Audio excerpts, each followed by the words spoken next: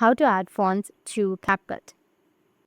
So if you want to add fonts to your CapCut, then what you need to do is first you just need to simply open up your browser or Google, anything that you're comfortable with, and then you need to go with a website which is thefont.com.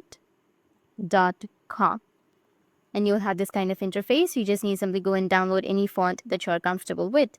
After downloading, you need to just extract that file and save it. Now, after extracting or saving the file, you need to open up your CapCut application. After opening your CapCut, make sure that you've logged into your account. Tap on OK. After logging into your account, you can go with the Edit section and tap on New Project. And once you're on your new project, you need to allow the photos and videos access. Tap on Turn on Notifications if you want to. Now, you need to select a video. After that, go with Add, which is on the bottom right.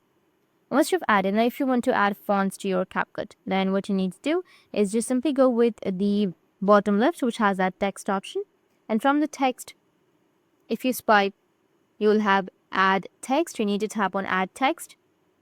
And here you will have your fonts, right? You need to go with the fonts section. Once you are on your font section, you need to just simply swipe and then go with My Fonts, which is on the right side. Tap on Add and then tap on My Fonts.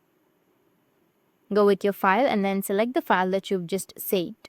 In my case, I have saved on my file manager. I'll go with my file manager. I'll go with the Android, and here I have saved this one, which is Super Sunkissed font.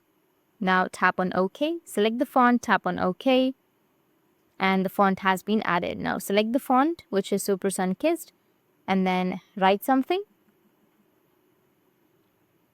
And that's it. The font will be added. Adjust it wherever you like. And that's it. And this way you'll be able to add fonts to your CapCut. And if you have any questions, feel free to comment below. Thanks for watching.